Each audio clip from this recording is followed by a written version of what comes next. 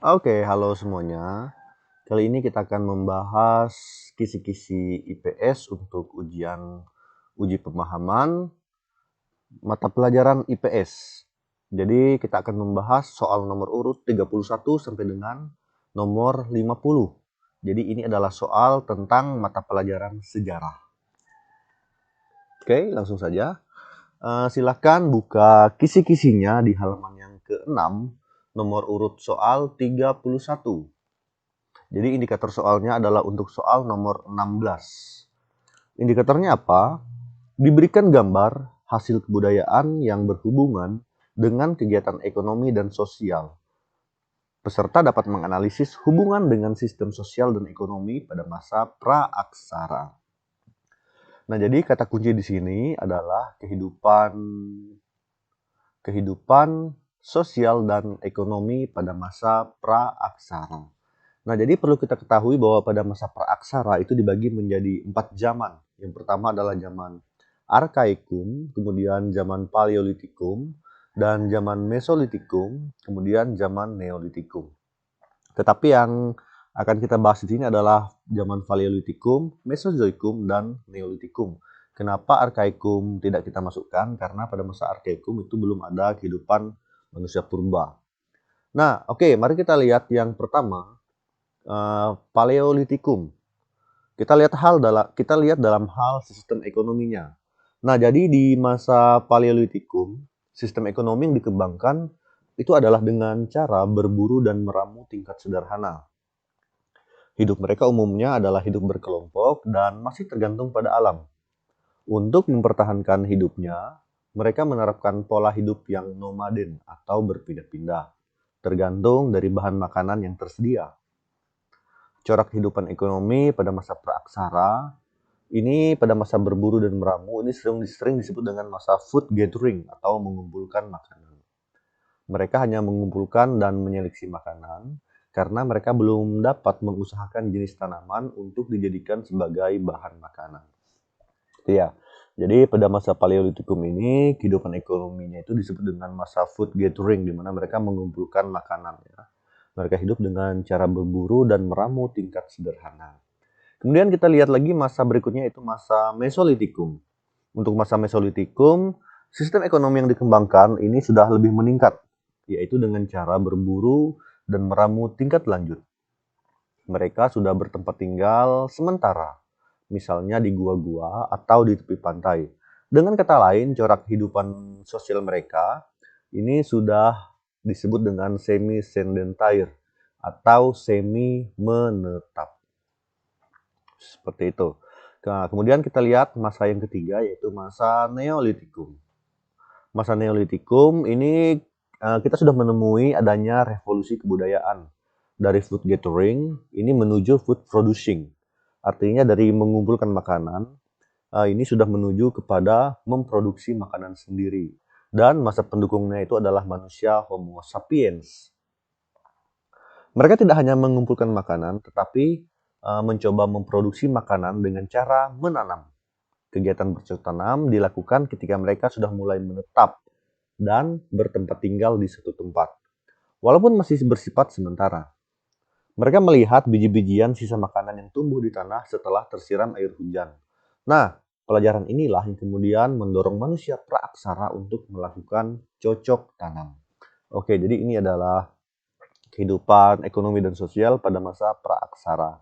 Jadi diharapkan kita harus mampu memahami kehidupan sosial sehingga kita bisa menjawab soal yang akan diberikan. Karena kemungkinan soal ini akan diberikan gambar hasil kebudayaan. Jadi kita harus bisa menghubungkannya dengan kehidupan masa praaksara. Kemudian kita lihat soal nomor urut 32 untuk kisi-kisi nomor indikator soal nomor 40. Yaitu diberikan narasi tentang perpindahan penduduk pada masa praaksara. Peserta dapat menentukan pola migrasinya. Nah, ini dia. Jadi untuk submaterinya itu adalah migrasi pada masa praaksara. Migrasi itu adalah perpindahan penduduk dari suatu tempat ke tempat lainnya. Nah, mari kita lihat. Gelombang migrasi pertama ke Indonesia ini dilakukan oleh bangsa Melanesia atau disebut juga dengan Papua melanosoid, yang merupakan rumpun bangsa melanosoid atau ras negroid. Keturunan dari ras yang mendiami Asia bagian Tenggara ini dikenal dengan orang-orang Veda yang dikelompokkan sebagai Negrito atau Negroid. Ciri fisik orang Veda hampir sama dengan penduduk yang ada di Australia, yaitu suku aborigin.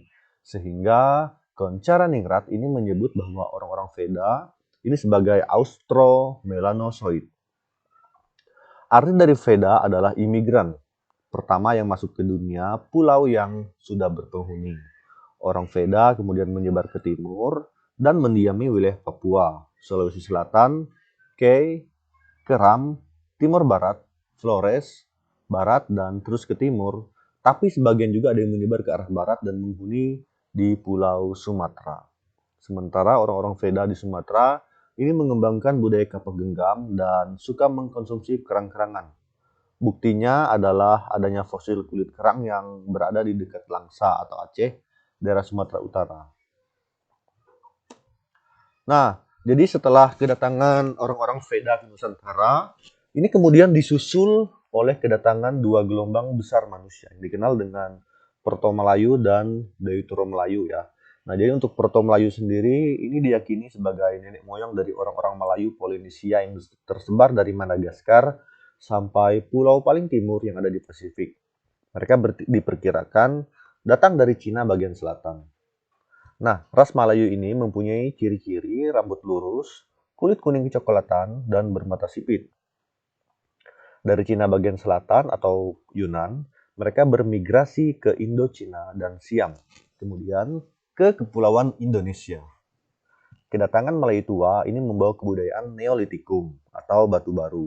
Mereka tersebar menjadi dua cabang, yaitu cabang dari Proto-Melayu adalah bangsa yang membawa peralatan kapak lonjong. Mereka bermigrasi melalui jalur timur. Mereka disebut dengan ras Papua melanosoid. Arah persebarannya dari Yunan melewati Filipina, kemudian tersebar ke Sulawesi Utara, Maluku, dan ada juga yang sampai ke Papua. Kemudian cabang yang kedua dari nenek moyang golongan Proto-Melayu ini disebut dengan ras Austronesia yang datang melalui jalur barat.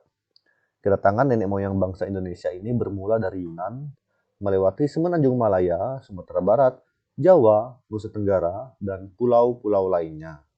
Datangnya nenek moyang tersebut sambil membawa kebudayaan kapak persegi. Setibanya di Kepulauan Indonesia, sebagian dari mereka berasimilasi dengan ras Austro-melanosoid.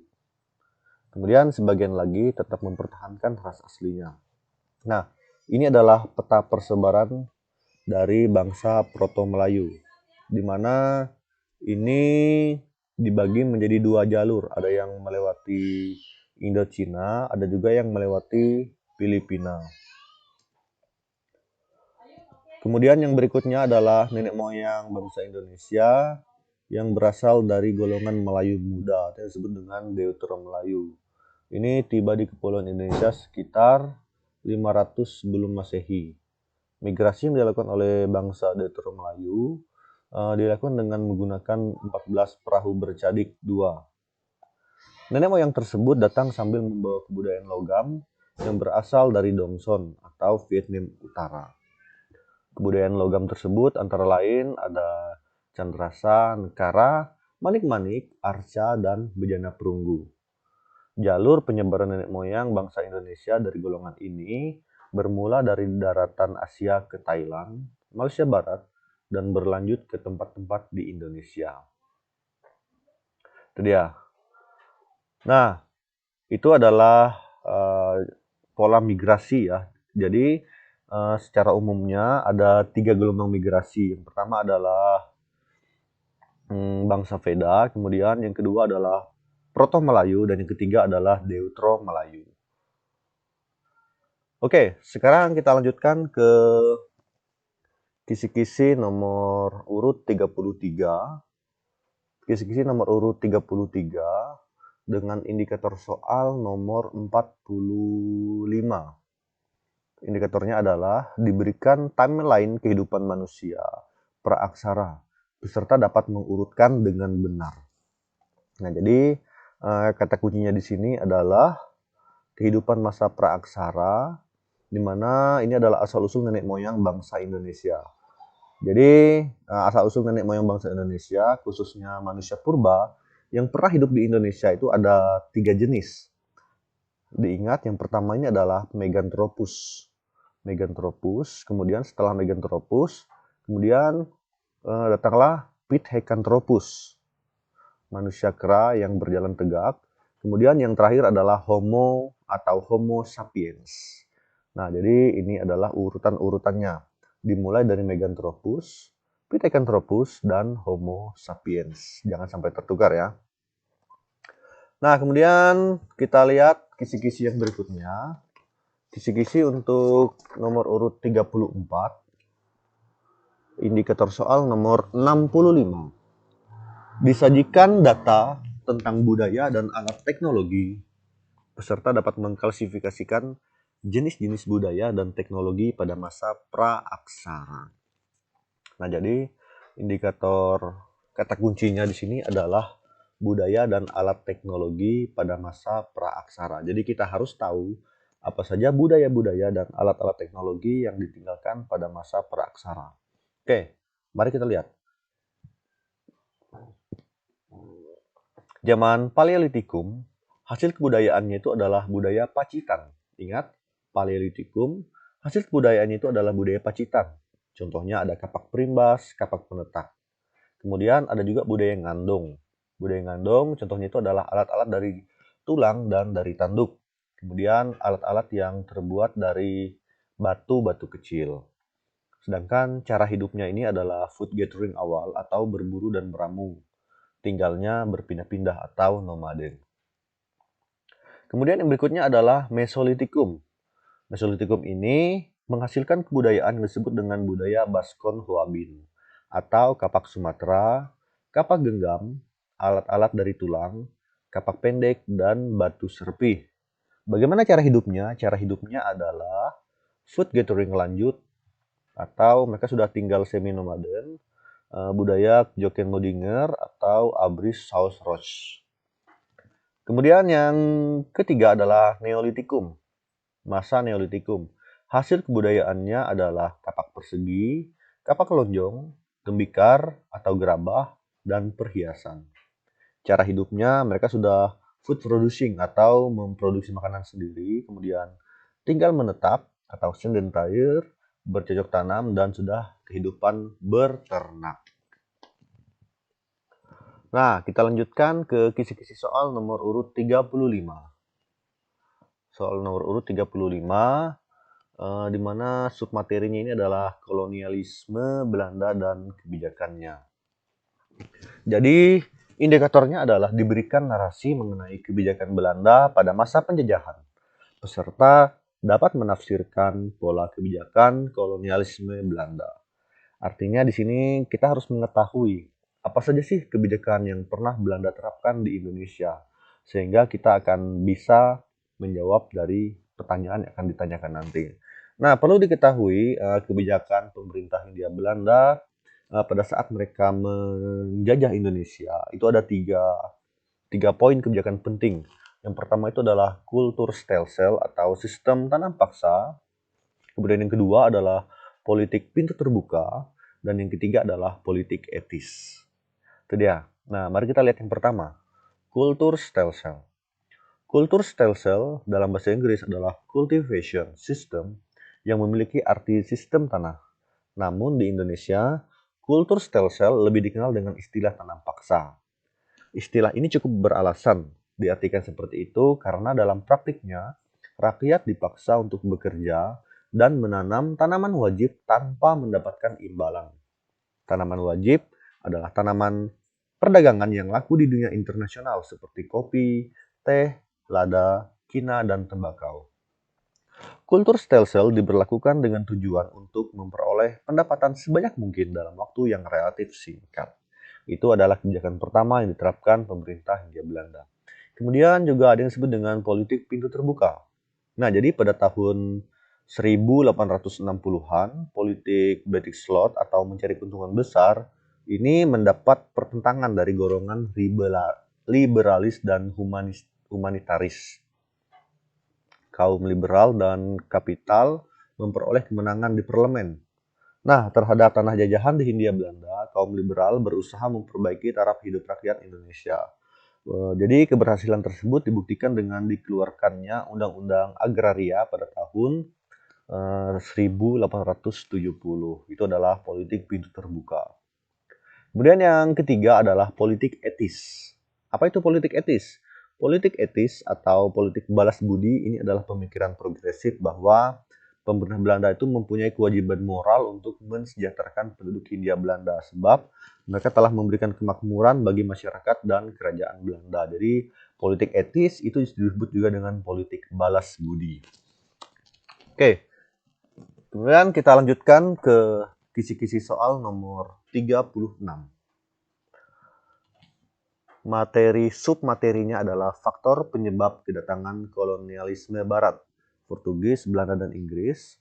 Kemudian untuk indikator soal nomor 96 itu adalah disajikan peta perdagangan laut di wilayah Nusantara. Peserta dapat membandingkan jalur kedatangan Portugis, Belanda, dan Inggris. Nah, jadi nanti akan disajikan peta perdagangan seperti ini, mungkin kemungkinan petanya akan seperti ini. Nanti akan ditunjukkan misalnya garis berwarna biru ini siapakah yang melakukan perdagangan dengan cara pola garis warna biru. Ini dia, garis berwarna biru ini menunjukkan jalur perdagangan siapa. Nah, jadi jalur biru ini adalah jalur perdagangan Belanda, di mana mereka melewati pantai tepi barat Afrika dan langsung ke Pulau Jawa. Sedangkan untuk yang berwarna merah ini adalah jalur perdagangan Portugis, di mana dari benua Eropa mereka melewati pantai timur Amerika, kemudian melewati Afrika, bagian selatan Afrika, dan singgah di wilayah Asia Selatan, kemudian masuk melewati jalur Malaka, Selat Malaka, dan melewati Laut Jawa dan menuju wilayah Ternate atau wilayah Malaka, Maluku. Sedangkan untuk yang jalur hitam ini adalah jalur perdagangan Spanyol, di mana mereka tidak mengikuti jalur seperti Belanda ataupun Portugis, tetapi mereka melewati dari wilayah Spanyol, mereka menuju wilayah Amerika, kemudian melewati Amerika bagian tengah, dan dari Amerika bagian tengah ini mereka langsung berlayar menuju ke wilayah sini dan tembus di wilayah Filipina. Kemudian dari Filipina ini mereka menuju wilayah Maluku. Nah, jadi ini adalah jalur perdagangan. Nah, jadi kalian harus menghafal ya jalur perdagangan ini karena nanti pasti akan dikeluarkan salah satu jalur perdagangan dan kalian harus tahu itu jalurnya siapa. Kemudian kita lihat lagi kisi-kisi yang berikutnya untuk nomor urut soal 37. Kisi-kisi indikator soal nomor 66, yaitu disajikan data tentang budaya pada masa Hindu-Buddha dan Islam. Peserta dapat menyimpulkan budaya akulturasi. Oke, sebelum kita membahasnya, kita harus tahu dulu apa sih yang dimaksud dengan akulturasi. Jadi akulturasi itu adalah percampuran dua buah kebudayaan tanpa meninggalkan kebudayaan aslinya. Ingat, akulturasi itu adalah percampuran dua buah kebudayaan yang bersatu, bercampur, tetapi dia tidak meninggalkan ciri kebudayaan aslinya. Artinya, kebudayaan aslinya masih terlihat. Itu dia adalah akulturasi. Kita lihat, akulturasi yang pertama di dalam bangunan seni masjid. Seni bangunan masjid. Apa saja sih akulturasi budaya Hindu, Buddha, dan Islam dalam hal bangunan seni masjid? Nah, kita lihat di dalam bangunan seni masjid, unsur-unsur asli Indonesia pada bangunan masjid di Indonesia itu masih terlihat. Kita lihat yang pertama, ada di bagian atap tumpang, yaitu susunan atap bertingkat yang mengingatkan kepada bentuk Meru seperti yang terdapat pada bangunan pura yang ada di Bali. Contohnya adalah masjid yang beratap tumpang, ini misalnya Masjid Agung Cirebon, kemudian Masjid Katangka di Sulawesi Selatan, Masjid Agung Demak, Masjid Baitur Rahman di Aceh, Masjid Ternate, Masjid Agung di Banten, dan lain-lain. Itu dia dari segi atapnya. Kemudian dari segi menaranya. Menara bukanlah bagian dari masjid yang harus ada, namun Dalam seni bangunan Islam, ini menjadi bangunan tambahan yang indah. Menara Masjid Kudus misalnya, dibangun menyerupai bangunan candi yang diberi atap tumpeng. Sedangkan Menara Masjid Banten merupakan tambahan yang dibangun oleh seseorang pelarian Belanda yang bernama Kardel. Itu dia, akulturasi dalam hal menaranya. Kemudian letak masjidnya. Di Indonesia, penempatan masjid, khususnya Masjid Jami, disesuaikan dengan komposisi tata kota atau macopak, yaitu istilah masjid ditempatkan di dekat dengan istana atau keraton dan alun-alun, tempat bersatunya rakyat dengan rajanya di bawah pemimpin seorang imam. Nah, jadi ini adalah akulturasi dalam hal seni bangunan masjid ya. Kemudian kita lihat lagi seni akulturasi dalam hal lainnya. Dalam makam, misalnya di dalam makam ini unsur budaya asli Indonesia pada kompleks pemakaman Islam nampak pada gugusan ungkap dengan ditata menurut hubungan keluarga. Bahkan makam para raja berbentuk seperti bangunan istana yang lengkap dengan keluarga, pembesar, dan pengiring terdekatnya. Selain itu, biasanya penempatannya berada di tempat yang tinggi atau meru gunung. Contohnya pada kompleks makam Raja Mataram di Imogiri dan kompleks makam Air Mata di Madura. Sedangkan kompleks makam Senang Dugur itu berada di atas bukit di daerah Tuban dan gapuranya itu dibuat menyerupai sayap Garuda. Dan di dalam konsep Hindu, Garuda dianggap sebagai kendaraan Dewa Wisnu dan sebagai lambang pembebasan menuju nirwana. Nah, kemudian bagian C, akulturasi dalam bidang aksara dan seni rupa. Jadi akulturasi pada bidang seni rupa ini terlihat dari seni kaligrafinya atau seni kot yang bersumber dari Al-Quran dan hadits. Seni kaligrafi ini banyak dijumpai pada hiasan masjid, motif batik, keramik, keris, batu, nisan, dan hiasan pada mimbar atau mihrab, dan lain sebagainya. Kemudian pada seni sastra, ini juga ada pengaruh sastra Islam di Indonesia ini. Yang utama itu adalah pengaruh sastra Persia, misalnya seperti Hikayat Amir, Hamzah, Hikayat Bayan Budiman, dan Hikayat 1001 Malam. Di mana seni sastra Hindu ini juga berpengaruh pada perkembangan seni sastra Islam di Jawa. Hasil dari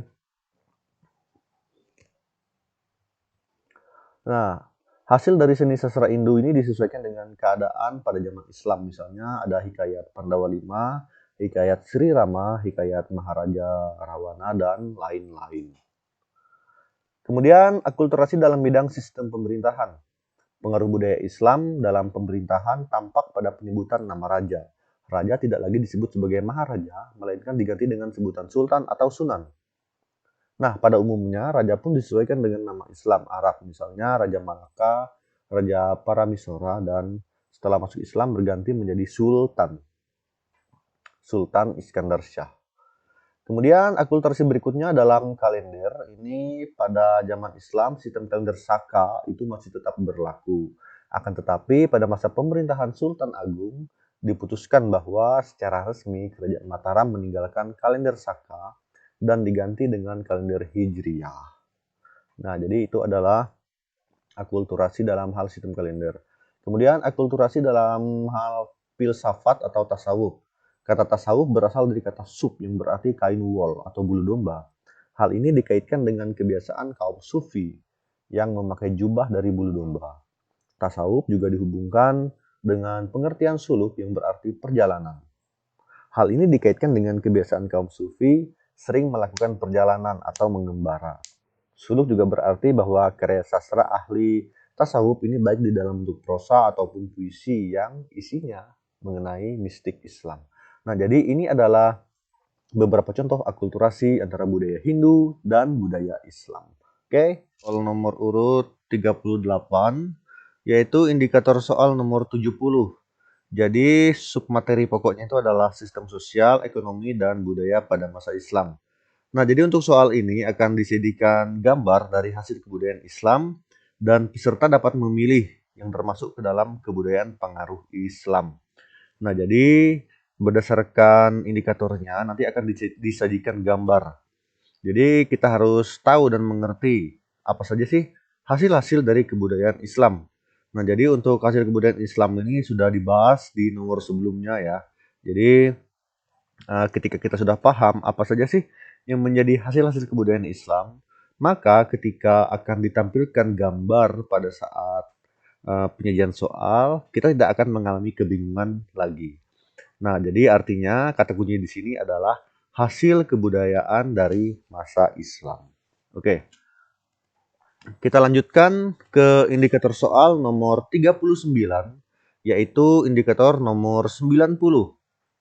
Submaterinya adalah kerajaan masa Islam. Nah, jadi indikatornya itu adalah akan disajikan narasi tentang kerajaan-kerajaan pada masa Islam. Peserta dapat memilih dari manakah narasi tersebut. Nah, berdasarkan indikatornya, berarti nanti akan disajikan tentang narasi mengenai kerajaan-kerajaan yang ada di masa Islam. Jadi, kita harus tahu dari kerajaan manakah narasi tersebut. Nah, jadi kita harus mengetahui terlebih dahulu apa saja sih yang termasuk dari kerajaan-kerajaan Islam. Jadi perlu kita ingat, kerajaan-kerajaan Islam itu adalah yang pertama kerajaan Samudra Pasai, kemudian kerajaan Aceh, kerajaan Demak, kerajaan Banten, dan kerajaan Mataram Islam, kemudian kerajaan Makassar, dan kerajaan Ternate, dan kerajaan Tidore. Ingat, jangan sampai tertukar dengan kerajaan pada masa Hindu-Buddha. Oke? Ketika kalian tahu mengenai kerajaan Islam, maka ketika disajikan sebuah narasi, maka kalian pasti akan bisa menjawab dari kerajaan manakah narasi tersebut. Nah, sekarang kita lihat indikator soal kisi-kisi nomor urut 40, yaitu indikator nomor 67. Disajikan data tentang budaya pada masa praaksara dan Hindu-Buddha. Peserta dapat menyimpulkan bentuk akulturasinya. Nah, jadi perlu kita ingat lagi ya, apa itu akulturasi? Akulturasi adalah percampuran dua buah kebudayaan tanpa meninggalkan kebudayaan aslinya. Jadi, dari hasil pencampuran tersebut, dia tidak akan meninggalkan kebudayaan aslinya dan ciri-ciri kebudayaan asli itu masih terlihat. Seperti itu. Nah, yang menjadi pertanyaan dalam soal ini adalah percampuran kebudayaan antara masa praaksara dan masa Hindu-Buddha. Oke, mari kita lihat apa sajakah akulturasi yang terjadi antara budaya masa praaksara dan budaya masa Hindu-Buddha. Kita lihat yang pertama adalah dalam hal bidang keagamaan. Jadi di dalam bidang keagamaan ini, setelah masuknya pengaruh Hindu-Buddha, masyarakat Indonesia secara berangsur-angsur mulai memeluk agama Hindu dan Buddha yang diawali dari golongan elit yang ada di sekitar istana. Dalam perkembangannya, di dalam masyarakat, kepercayaan animisme dan dinamisme berkembang sangat pesat. Sementara itu, kepercayaan totemisme ini mendapatkan bentuk baru, terutama pada masa Majapahit.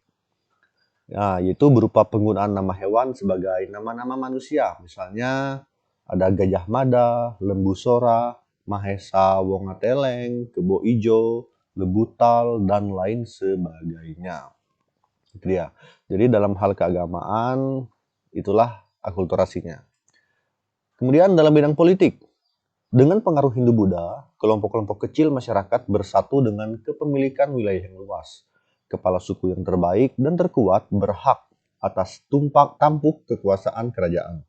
Kemudian pemimpin ditentukan secara turun-temurun berdasarkan hak waris sesuai dengan peraturan kasta. Oleh karena itu, lahirlah kerajaan-kerajaan seperti Kerajaan Kutai, Tarumanegara, Sriwijaya, dan kerajaan yang bercorak Hindu-Buddha lainnya. Kemudian dalam bidang sosial, masuknya Hindu-Buddha ini menjadikan masyarakat Indonesia mengenal aturan kasta, yakni kasta Brahmana atau kaum pendeta dan para sarjana. Kemudian yang kedua ada kasta ksatria, yaitu para prajurit dan pejabat bangsawan. Dan kasta waisa, ini adalah para pedagang petani dan pemilik tanah. Kemudian ada kasta sudra, yaitu rakyat jelata. Namun, unsur budaya Indonesia lama masih tampak dominan di dalam semua lapisan masyarakat. Sistem kasta yang berlaku di Indonesia berbeda dengan kasta yang ada di India, baik ciri-ciri maupun wujudnya. Hal ini tampak pada kehidupan masyarakat dan agama yang ada di Kerajaan Kutai. Nah, berdasarkan silsilahnya, Raja Kudungga adalah orang Indonesia yang pertama tersentuh oleh pengaruh budaya India. Pada masa pemerintahannya, Kudungga masih mempertahankan budaya Indonesia karena pengaruh budaya India belum terlalu masuk ke dalam kerajaan.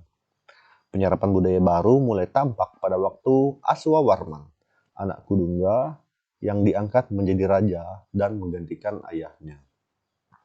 Kemudian kita lihat di dalam bidang pendidikan.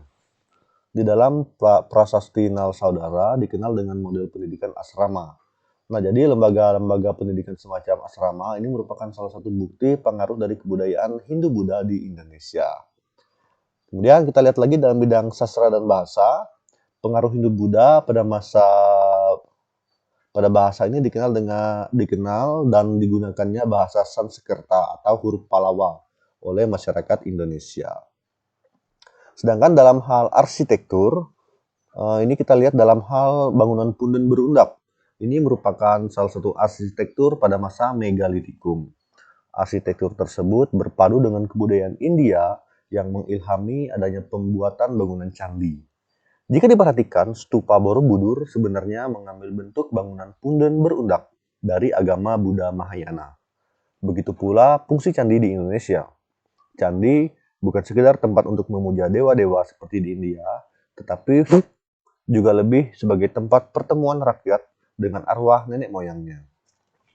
Candi patung dengan induknya yang berupa arca merupakan perwujudan dari raja yang telah meninggal. Hal ini mengingatkan pada bangunan punden berundak dan menhirnya. Sekarang kita lihat lagi untuk kisi-kisi soal nomor 41, yaitu indikator soal nomor 81. Disajikan narasi mengenai salah satu bukti dan alasan teori masuknya Hindu-Buddha ke Indonesia. Peserta dapat menentukan cara masuknya kebudayaan Hindu-Buddha ke Indonesia. Nah, kata kunci dari kisi-kisi nomor ini adalah teori-teori masuknya Hindu-Buddha ke Indonesia. Jadi, yang diminta adalah kita harus memahami apa saja sih teori-teori mengenai masuknya kebudayaan Hindu-Buddha ke Indonesia. Setelah kita mengetahui dan menghafal mengenai teori-teori tersebut, maka niscaya kita pasti akan mengerti narasi mengenai salah satu bukti dan alasan tentang teori masuknya Hindu-Buddha. Oke, mari kita lihat teori masuknya Hindu-Buddha ke Indonesia. Yang pertama adalah teori Brahmana. Teori Brahmana adalah teori yang menyatakan bahwa masuknya Hindu-Buddha ke Indonesia ini dibawa oleh kaum Brahmana atau golongan pemuka agama di India. Teori ini didukung dengan adanya bukti bahwa perkampungan India di Malaysia dan pantai timur Sumatera yang banyak ditempati oleh orang-orang Keling dari India Selatan yang memerlukan kaum Brahmana untuk upacara agama atau perkawinan dan kematian. Jadi, teori Brahmana ini adalah intinya agama Hindu-Buddha itu dibawa oleh kaum pendeta atau pemuka agama. Kemudian yang kedua adalah teori Waisa. Teori Waisa menyatakan bahwa terjadinya penyebaran agama Hindu di Indonesia adalah berkat serta peran dari golongan Waisa atau golongan pedagang yang merupakan golongan terbesar masyarakat India yang berinteraksi dengan masyarakat Nusantara. Dalam teori ini, para pedagang di India dianggap telah memperkenalkan kebudayaan Hindu-Buddha pada masyarakat lokal ketika mereka melakukan aktivitas perdagangan. Jadi, untuk teori Waisa ini adalah teori yang mengatakan bahwa penyebaran Hindu-Buddha itu dilakukan oleh kaum pedagang. Kemudian yang ketiga ada teori Ksatria. Dalam teori Ksatria, penyebaran agama dan kebudayaan Hindu-Buddha di Indonesia dilakukan oleh kaum Ksatria. Nah, menurut teori ini, penyebaran Hindu-Buddha di Kepulauan Nusantara ini tidak bisa dilepaskan dari sejarah kebudayaan India pada periode yang sama.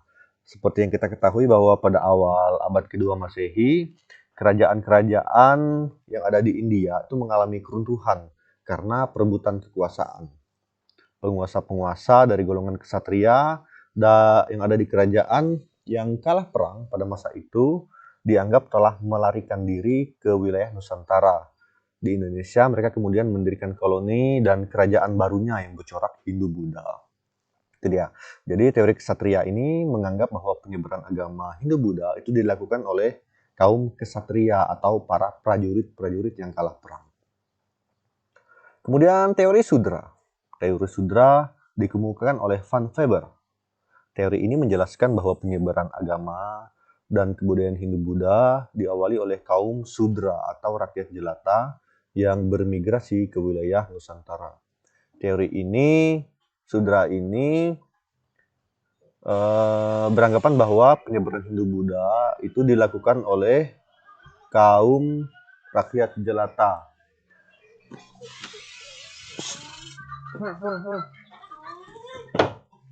Kemudian yang berikutnya adalah teori arus balik.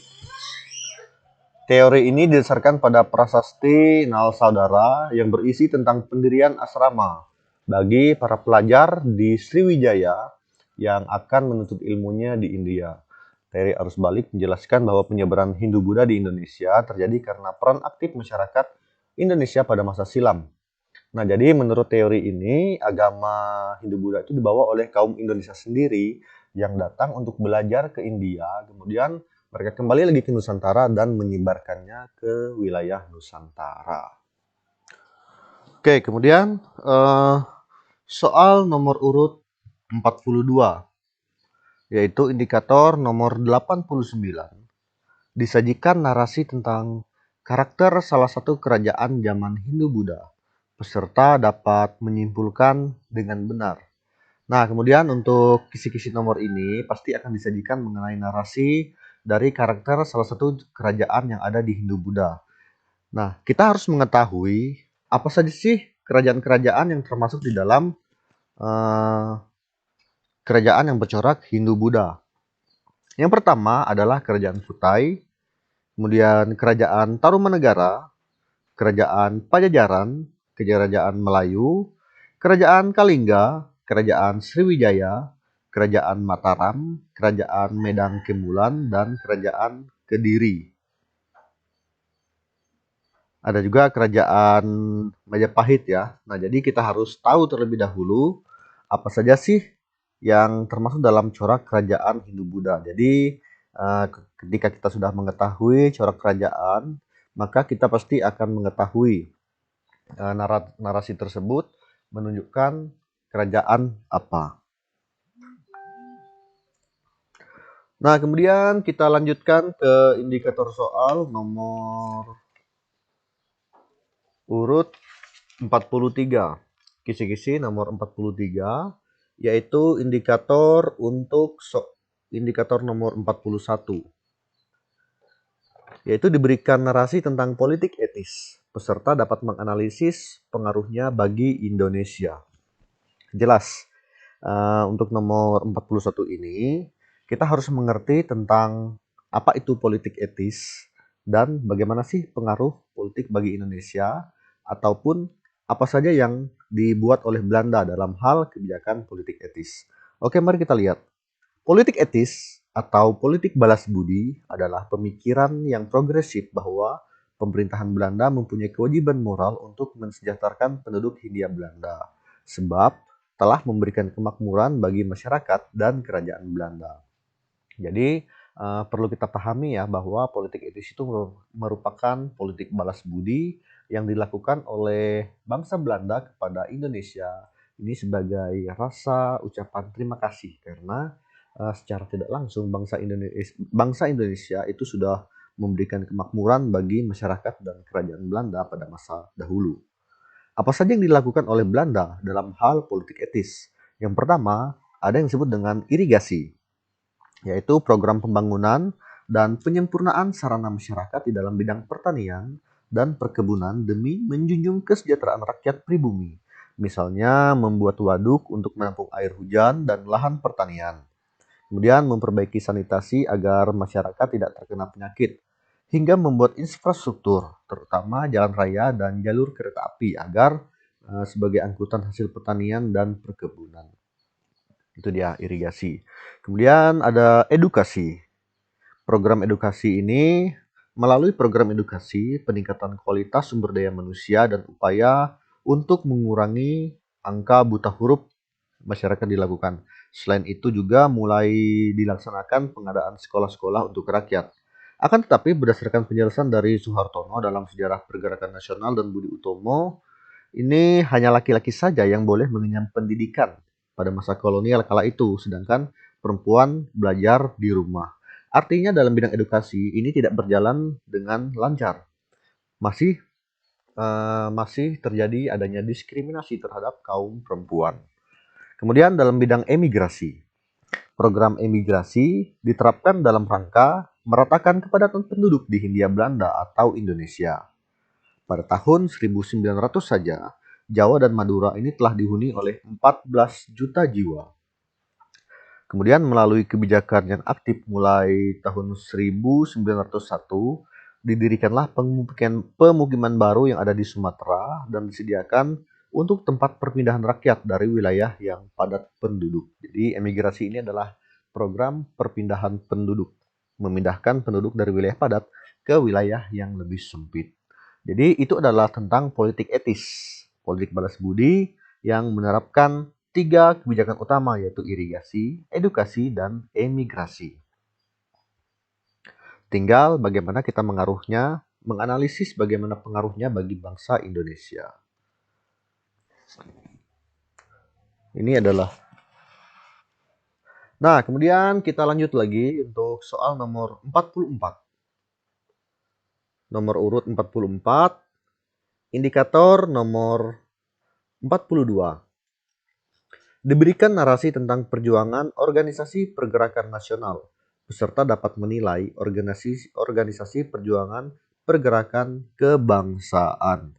Nah, jadi di dalam ini kata kuncinya itu adalah organisasi pergerakan nasional. Kita harus tahu apa saja organisasi-organisasi pergerakan nasional yang muncul pada saat itu. Oke, jadi yang muncul pada saat itu adalah organisasi Budi Utomo.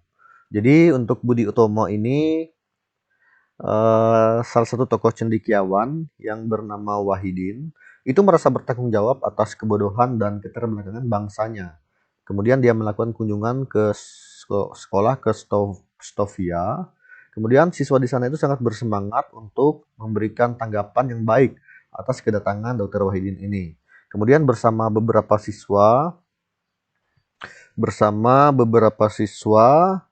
seperti Sutomo dan Gunawan Mangkukusumo, Dr. Wahidin mengadakan perjalanan keliling Pulau Jawa untuk menghimpun dana pendidikan. Usaha yang dilakukan oleh Dr. Wahidin ini mendapat simpati besar dari semua kalangan. Mereka yang kebetulan memiliki uang dengan sukarela memberikan sumbangannya. Nah, setelah diadakan rapat untuk membicarakan lebih jauh tentang rencana mereka, pada tanggal 20 Mei 1908 bertempat di Jalan Abdurrahman Saleh 26 di Jakarta, terbentuklah suatu perkumpulan yang dinamakan Budi Utomo yang diketuai oleh Sutomo. Hingga kini, tanggal lahirnya Budi Utomo dijadikan sebagai Hari Kebangkitan Nasional. Kemudian yang berikutnya, organisasi pergerakan nasional adalah Sarekat Islam. Tahun 1911 di kota Solo, Haji Samanhudi mendirikan Sarekat Dagang Islam. Lahirnya Sarekat Dagang Islam ini berawal dari persaingan dagang antara penduduk pribumi dengan penduduk Cina peranakan. Nah, kemajuan yang sangat pesat yang dapat dicapai oleh orang-orang Cina dalam hal perdagangan kain dan sikap superioritas orang-orang Cina terhadap kalangan pribumi sehubungan dengan revolusi Sun Yat-sen pada tahun 1911 yang menimbulkan perasaan tinggi hati mereka dan tidak lupa keahlian mereka dalam hal memonopoli harga kain batik semakin menambah kejengkelan para pedagang pribumi sehingga merasa sangat dirugikan sekali dengan adanya peristiwa tersebut. Dasar dari 10 perkumpulan Sarekat Dagang Islam ini adalah dasar agama yakni Islam dan perekonomian. Kemudian ada juga yang disebut dengan Muhammadiyah. Jadi Muhammadiyah ini adalah yang organisasi yang memiliki asas perjuangannya itu adalah tentang Islam dan kebangsaan Indonesia yang bersifat non-politik. Muhammadiyah bergerak di bidang keagamaan, pendidikan, dan sosial. Kemudian ada juga yang disebut dengan Gerakan Pemuda.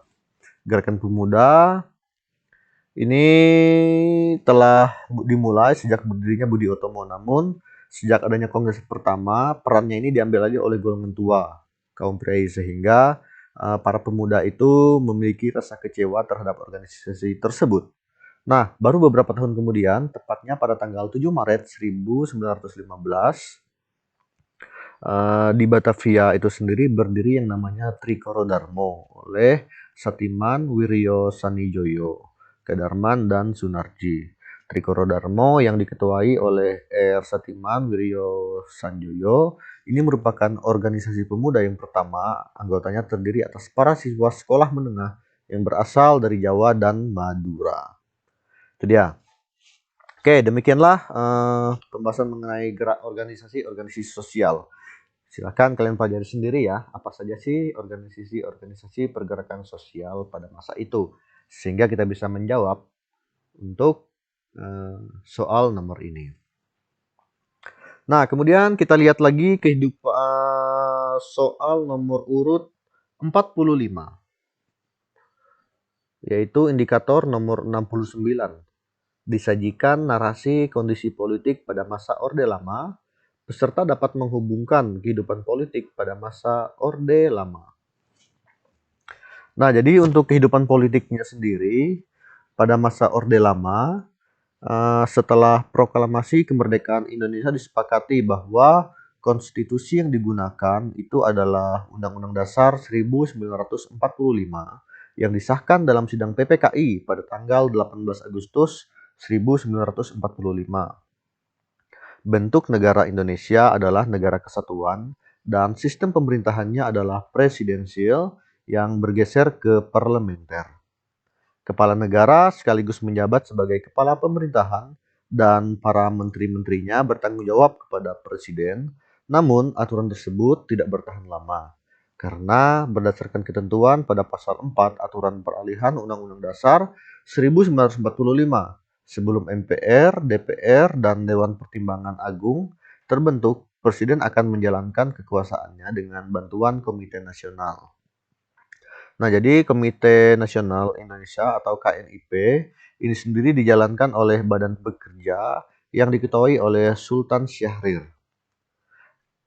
KNIP yang semula berperan sebagai pembuat peraturan pembantu presiden, ini berubah menjadi badan legislatif. Menteri kemudian tidak lagi bertanggung jawab kepada presiden, tetapi bertanggung jawab kepada KNIP. Pada tanggal 14 November 1945, terbentuklah kabinet parlementer dengan Perdana Menteri Sultan Syahrir. Sistem kepartaian yang digunakan adalah sistem multipartai. Alat perlengkapan adalah presiden dan wakil presiden, menteri, MPR, DPR, yang kemudian dipegang oleh KNIP dan Dewan Pertimbangan Agung, Mahkamah Agung, dan Badan Pemeriksa Keuangan. Kenapa gini di sana? Ribut, tidur. Itu adalah kebijakan politik pada masa Orde Lama. Nah, mari kita lihat apa saja sih yang menjadi poin-poin dari perpolitikan kehidupan pada masa Orde Lama. Yang pertama itu adalah adanya pergantian kabinet yang silih berganti, sehingga menyebabkan pembangunan itu tidak berjalan secara lancar.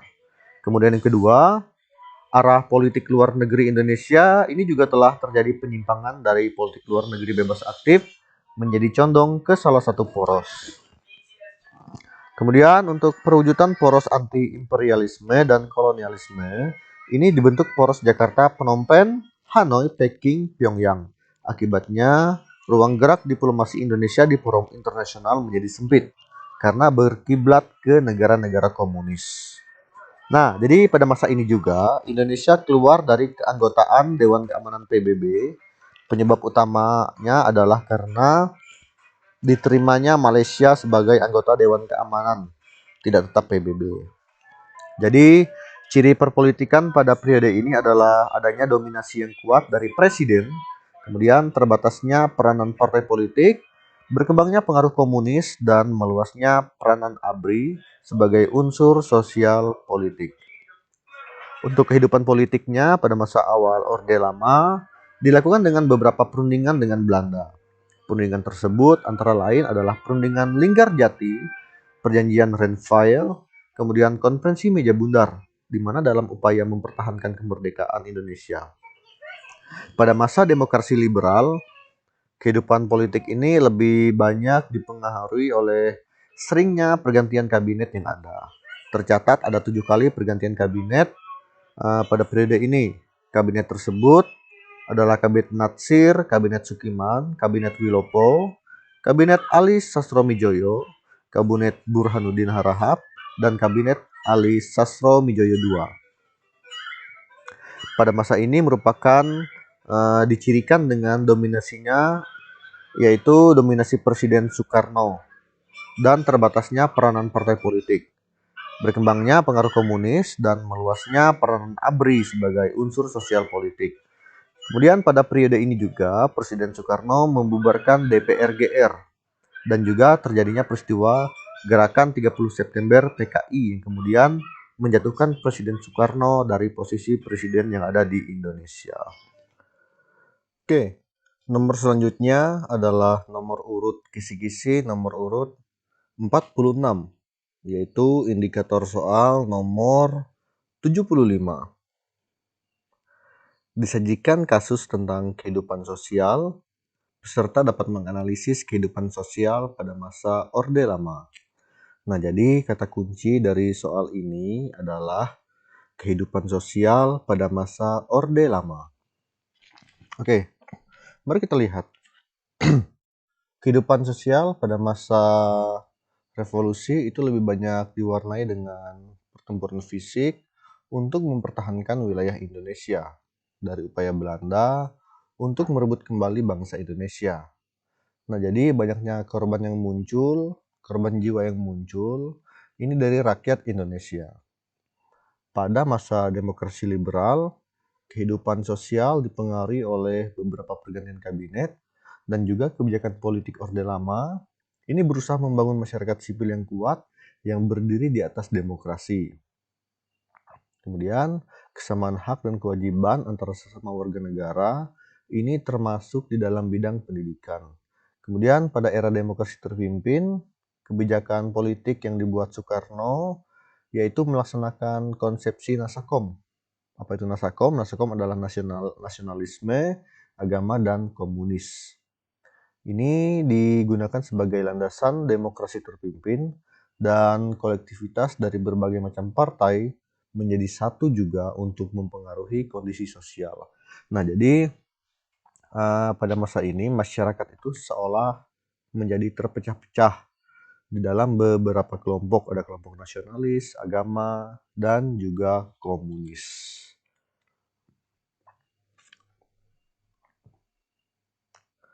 Selanjutnya nomor urut 47, yaitu indikator soal nomor 71.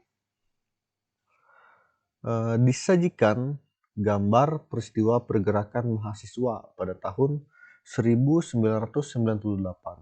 Peserta dapat menganalisis penyebab terjadinya reformasi. Jadi penyebab terjadinya reformasi ini kita harus lihat ya lebih jauh, di mana kehidupan sosial masyarakat pada era Orde Baru ini kenyataannya itu banyak dikontrol oleh pemerintah, di mana hal tersebut tentunya menimbulkan perlawanan dari rakyat. Mereka merasa bahwa hak mereka untuk mendapatkan kehidupan itu merasa sangat dibatasi dan tidak dapat berkembang. Hanya orang-orang dekat dengan pemerintahan yang mendapatkan kemudahan. Kemudian pada tahun 1997 terjadilah krisis ekonomi yang kemudian menjadi krisis multidimensional. Puncaknya pada tahun 1998 yang dipelopori oleh mahasiswa, ini terjadi gerakan untuk menurunkan Soeharto. Gerakan tersebut kemudian dikenal dengan gerakan reformasi. Pada tahun 1998, dalam upaya untuk menuntut mundurnya Soeharto ini juga diwarnai dengan pertumpahan darah. Banyak korban dari mahasiswa yang dilakukan oleh militer yang mendukung pemerintah. Kemudian konflik rasial juga muncul pada tahun tersebut. Rakyat terbagi menjadi dua kelompok, yakni pribumi dan non-pribumi, atau yang mayoritas adalah etnis Tionghoa. Kelompok pribumi menganggap selama ini kelompok non-pribumi itu merugikan mereka, sehingga muncullah tindakan pengrusakan dan pembakaran serta penjarahan terhadap tempat-tempat usaha kelompok non-pribumi. Kemudian pemerkosaan terhadap perempuan-perempuan kaum non-pribumi ini juga banyak terjadi. Akibatnya banyak terjadi eksodus besar-besaran yang dilakukan oleh kaum non-pribumi. Mereka meninggalkan Jakarta dan juga Indonesia karena tidak mendapatkan jaminan keamanan. Nah, jadi krisis politik, di mana krisis politik itu adalah demokrasi yang tidak dilaksanakan dengan semestinya, ini akan menimbulkan permasalahan politik. Kemudian, krisis hukum, pelaksanaan hukum pada masa pemerintahan Orde Baru juga mendapatkan banyak ketidakadilan.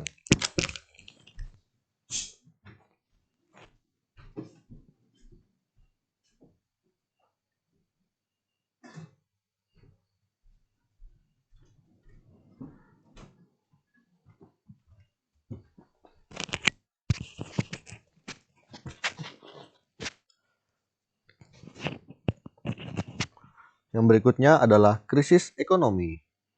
Krisis moneter yang melanda negara-negara di Asia Tenggara sejak bulan Juli 1996 ini juga mempengaruhi perkembangan perekonomian Indonesia. Kemudian krisis kepercayaan, yaitu demonstrasi yang dilakukan oleh para mahasiswa bertambah gencar setelah pemerintah mengumumkan kenaikan harga BBM dan ongkos elang mulia Lesmana. Herianto Hartanto dan Hendriawan Lesmana dan Hafidin Royan.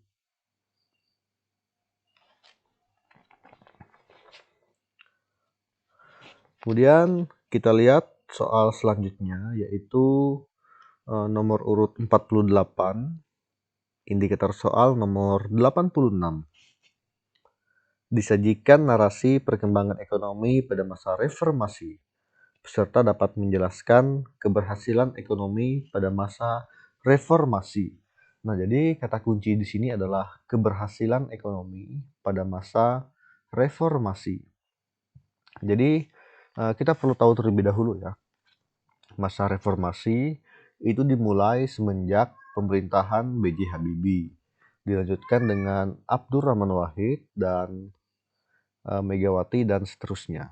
Oke, mari kita lihat dalam bidang ekonomi pada masa Presiden Habibie. Nah, jadi Presiden Habibie ini mempunyai 3 program, yaitu program jangka pendek, jangka menengah, dan jangka panjang. Tujuan dari program jangka pendek ini adalah untuk mengurangi beban masyarakat, terutama masyarakat miskin dan yang berpenghasilan rendah. Seperti program jaringan pengaman sosial, kemudian penyediaan kebutuhan pokok rakyat, serta pengendalian harga. Dalam program jangka menengah, hal-hal yang dilakukan meliputi upaya penyihatan sistem perbankan untuk membangkitkan kembali kepercayaan dan dunia usaha, khususnya investor luar negeri. Serta pengendalian ini terjadinya laju inflasi dan berbagai macam upaya reformasi struktural untuk memperkuat landasan perekonomian nasional dengan meningkatkan efisiensi dan daya saing. Sedangkan dalam program jangka panjang, ini sedang diletakkan landasan perekonomian nasional. Itu dia. Nah, jadi kemudian yang berikutnya adalah bidang perekonomian pada masa Presiden Abdurrahman Wahid atau Presiden Gus Dur. Ini mewarisi ekonomi Indonesia yang relatif lebih stabil dari pemerintahan Habibie, di mana nilai tukar rupiah ini di kisaran sekitar 6.700 per dolarnya. Nah, indeks harga saham gabungan itu berada di level 700. Dengan bekal ini, ditambah dengan legitimasi yang dimilikinya sebagai presiden bersama dengan wapres yang dipilih secara demokratis, Indonesia mestinya sudah bisa melaju kencang. Namun, Presiden Abdurrahman Wahid beserta kabinetnya ini menolak untuk melanjutkan semua kerja keras kabinet pemerintahan Habibie, misalnya Departemen Koperasi dan Pengusaha Kecil Menengah, yang selama pemerintahan Habibie itu menjadi lokomotif ekonomi kerakyatan. Oleh Presiden Abdurrahman Wahid dijadikan sebagai Kementerian Non-Portofolio atau Menteri Negara Non-Departemen. Jadi selama masa pemerintahan Abdurrahman Wahid, IMF itu tidak pernah mencairkan pinjamannya. Bagaimanapun juga, Presiden Abdurrahman Wahid ini telah membuktikan kepada dunia luar bahwa Indonesia itu bisa diurus tanpa bantuan dana dari IMF. Nah, pemerintahan Abdurrahman Wahid ini juga memiliki gagasan sekuritasi aset, yaitu aset-aset negara, terutama barang-barang tambang yang bisa dinilai dulu, kemudian pemerintah bisa mengeluarkan saham serta aset-aset negara tersebut, dan kemudian diperjualbelikan di pasar modal untuk membiayai pembangunan nasional. Kemudian kebijakan lain yang dibuat oleh Presiden Megawati di dalam bidang ekonomi. Jadi pada masa pemerintahan Presiden Megawati, dia mengeluarkan kebijakan antara lain memutuskan hubungan dengan IMF, kemudian yang kedua melakukan restrukturisasi dan reformasi keuangan dengan melakukan pembaharuan ketentuan perundang-undangan. Kemudian yang ketiga, meningkatkan pendapatan melalui pajak, cukai, mendorong kemajuan usaha kecil dan menengah. Yang keempat, kerjasama ekonomi dan politik di luar Amerika. Keadaan Indonesia pada masa pemerintahan Presiden Megawati Soekarno ini terus mengalami kemajuan secara real bahwa keadaan ekonomi masih belum sepenuhnya pulih dan tingkat pengangguran ini masih tinggi. Namun dari segi sejumlah indikator ekonomi makro tampak bahwa keadaan itu sudah menunjukkan adanya tanda-tanda yang membaik. Mengingat pertumbuhan ekonomi nasional yang terpuruk pada 5 tahun yang lalu akibat krisis ekonomi. Kemudian kita lihat lagi soal nomor urut 49, yaitu indikator soal nomor 92. Disajikan narasi kondisi politik pada masa Orde Baru, peserta dapat membandingkan dengan kondisi politik pada masa reformasi. Nah, jadi kata kunci di sini adalah perbandingan antara kondisi politik dan pada masa reformasi.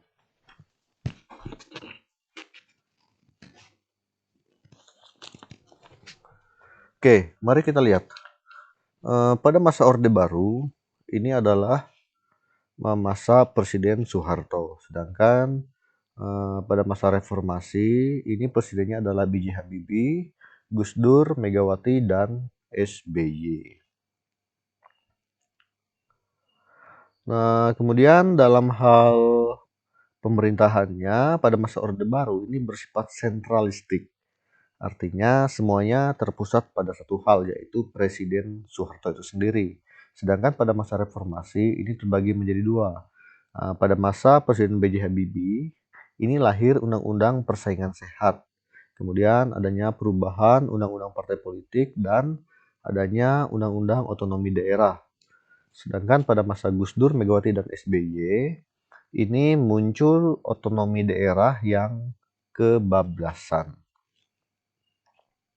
Nah, kemudian landasannya juga pada masa Orde Baru, di sini lebih mengacu kepada demokrasi Pancasila, sedangkan dalam hal reformasi, ini adalah demokrasi liberal. Kemudian untuk sistem politik pada masa Orde Baru itu cenderung otoriter, di mana partisipasi masyarakat itu sangat minim, dan adanya pembatasan ruang gerak pers, Sedangkan pada masa reformasi, media massa dan pers itu terbuka, orang-orang bebas mengemukakan pendapatnya di muka umum, baik dalam bentuk rapat-rapat umum maupun unjuk rasa ataupun demokrasi. Kemudian dalam hal pemilunya, pada masa Orde Baru, ini adalah pemilu luber, pemilu yang langsung, umum, bebas, dan rahasia.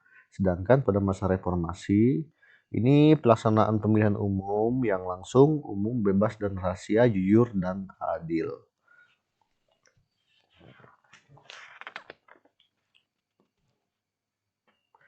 Kemudian kita lihat nomor urut 50. Indikator soal nomor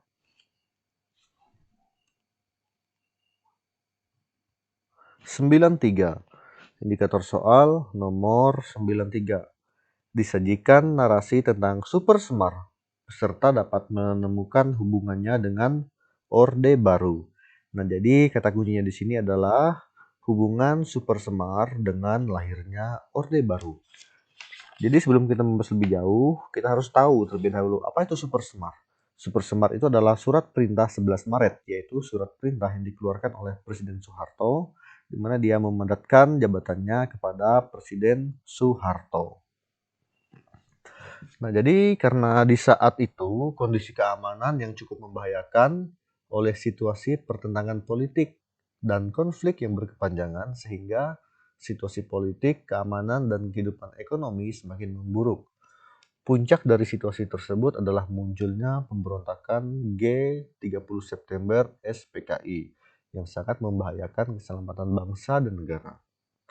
Mengingat keadaan yang semakin membahayakan, Insinyur Soekarno selaku Presiden RI ini memberikan perintah kepada Letjen Soeharto melalui surat perintah 11 Maret tahun 1966 atau Super Semar untuk mengambil segala tindakan yang diperlukan bagi terjaminnya keamanan, ketertiban, dan ketenangan serta kestabilan jalannya pemerintahan. Super Semar yaitu kekuasaan yang hampir sama besarnya dengan presiden, dan Orde Baru yaitu lahirnya presiden kedua yaitu Soeharto pada masa itu, dan mereka melakukan berbagai trik untuk menjatuhkan kedudukan presiden pertama yaitu Soekarno. Nah, jadi kaitan antara Super Semar dengan Orde Baru, di mana Super Semar itu sebenarnya adalah tanda lahirnya atau munculnya Orde Baru, di mana Super Semar itu merupakan mandat yang diberikan oleh Presiden Soekarno kepada Letnan Kolonel Soeharto untuk mengambil alih segala macam tugas untuk menjamin keamanan, ketertiban, ketenangan, dan segala kestabilan pemerintah. Oke, demikianlah pembahasan materi sejarah. Selamat belajar.